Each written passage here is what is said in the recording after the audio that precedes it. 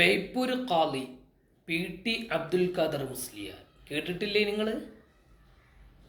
ബേപ്പൂർ ഖാലി, കോഴിക്കോട് ഖാലി, തിരൂരങ്ങാടി ഖാലി, പൊന്നാനി ഖാലി, കാപ്പാട് ഖാലി, ഇതൊക്കെ പ്രധാനപ്പെട്ട ഖാലിമാരാണ്.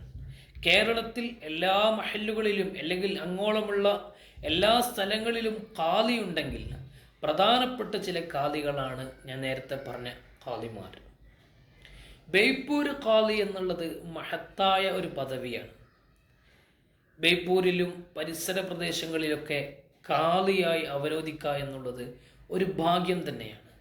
കാരണം ചില ഖാലിമാരെ പ്രത്യേകം പരിഗണിക്കാറുണ്ട്. അതിൽപ്പെട്ട ഒരു ഖാലിയാണ് ബേപ്പൂർ ഖാലി. ബേപ്പൂരിലെ 9ാമത്തെ ഖാലിയായിരുന്നു പി ടി അബ്ദുൽ ഖാദർ മുസ്ലിയാർ. പുത്തലകത്ത് അബ്ദുൽ ഖാദർ മുസ്ലിയാർ ബേപ്പൂർ. അദ്ദേഹം 1940 മുഹമ്മദ് കോയ മുസ്ലിയാരുടെയും തറയിൽ തറവാട്ടിലെ ഖദീജ ബീവിയുടെയും മകനായി ജനിച്ചു. പ്രാഥമിക വിദ്യാഭ്യാസം സ്വന്തം പിതാവിൽ നിന്നും പിന്നീട് ബേപ്പൂരിലെ LP സ്കൂളിൽ നിന്നും ഒക്കെയായി നിർവഹിച്ചു. ശേഷം ഒരുപാട് സ്ഥലത്ത് അദ്ദേഹം ദർസ് പഠനം നടത്തിയിട്ടുണ്ട്.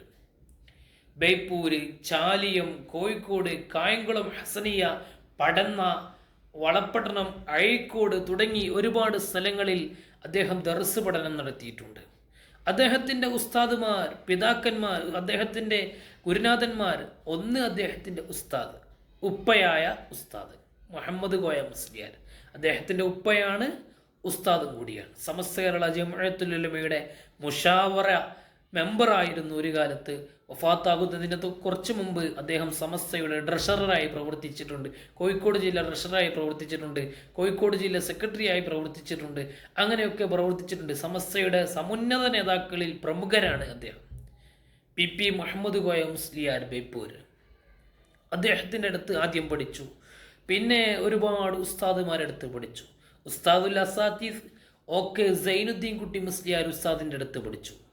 പിന്നെ KK അബൂബക്കർ ഹസ്രത്ത്, AK കുഞ്ഞഹമ്മദ് മുസ്ലിയാർ, കുമരംപുത്തൂർ അബ്ദുള്ള മുസ്ലിയാർ, ബഹുമാനപ്പെട്ട നിബ്രാസുൽ ഉലമ AK ഉസ്താദ് തുടങ്ങി ഒരുപാട് ആളുകളുടെ അടുത്ത് ദർസ് പഠനം നടത്തി മഹാനായ അബ്ദുൽ ഖാദർ മുസ്ലിയാർ തൻ്റെ ചെറിയ പ്രായത്തിൽ തന്നെ ഒരുപാട് വിഷയത്തിൽ ഇടപെടുകയും മത, സാമൂഹിക, സാംസ്കാരിക പ്രവർത്തനങ്ങളിൽ നിറഞ്ഞു നിൽക്കുകയും ചെയ്ത അദ്ദേഹം ചെറിയ പ്രായത്തിൽ തന്നെ ഖാലിയായിട്ടുണ്ട്. 1969 ഒക്ടോബർ 26 അദ്ദേഹം ബേപ്പൂരിൽ ഖാലിയാവുകയാണ്. 1940 ജനിച്ചത് എന്ന് ഞാൻ പറഞ്ഞല്ലോ. കേവലം 29 വയസ്സ് മാത്രം ഉണ്ടാകുമ്പോൾ ബേപ്പൂരിൽ അദ്ദേഹം ഖാലിയായി അവരോധിക്കപ്പെടുകയാണ്. ആരാണ് അദ്ദേഹത്തിനെ ഖാലിയായി ബൈഅത്ത് ചെയ്തത്? സയ്യിദ് അബ്ദുറഹ്മാൻ ബാഫഖി തങ്ങളാണ്. ആ സദസ്സിൽ മഹാന്മാരായ പണ്ഡിതന്മാരുണ്ട്. EK ഉസ്താദുണ്ട്. വലിയ ആളുകളൊക്കെ സദസ്സിലുണ്ട്. കോഴിക്കോട് ഇമ്പിച്ച് ഖാലിയുണ്ട്, ഇമ്പിച്ച് കോയത്തങ്ങൾ ഖാലിയുണ്ട് തുടങ്ങി പല ആളുകളും സദസ്സിലുണ്ട്. പ്രമുഖരായ ആളുകളൊക്കെ ഉണ്ട്. അവരെല്ലാവരും കൂടെ അവരോധിക്കുന്നത് ബഹുമാനപ്പെട്ട PT അബ്ദുൽ ഖാദർ മുസ്ലിയാരെയാണ്.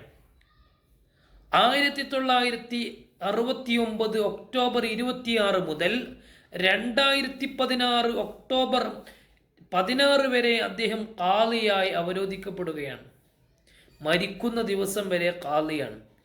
47 കൊല്ലം ബേപ്പൂരിൽ ഖാലിയായ അദ്ദേഹം നാടിനും സമൂഹത്തിനും ഉപകരിക്കുന്ന ഒരുപാട് സേവന പ്രവർത്തനങ്ങൾ ചെയ്തിട്ടുണ്ട്. അദ്ദേഹം വഫാത്താകുന്നത് ഹിജറ 1438 മുഹറം 15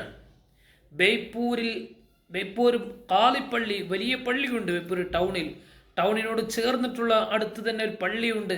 ആ പള്ളിയുടെ അടുത്ത ഭാഗത്ത് പുറത്തേക്ക് ഇറങ്ങുന്നത് ഉടനെ തന്നെ അദ്ദേഹത്തിൻ്റെ ഖബർ കാണാം. PT അബ്ദുൽ ഖാദർ മുസ്ലിയാർ എന്നാണ് അദ്ദേഹത്തിൻ്റെ പേര്.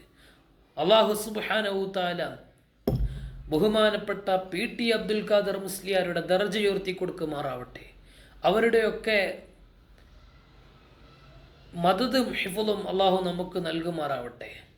ഇന്ന് ബേപ്പൂരിലെ ഖാലി PT അലി മുസ്ലിയാരാണ്. അല്ലാഹു എല്ലാവർക്കും ആഫിയത്തും ദീർഘായുസ്സും നൽകുമാറാവട്ടെ.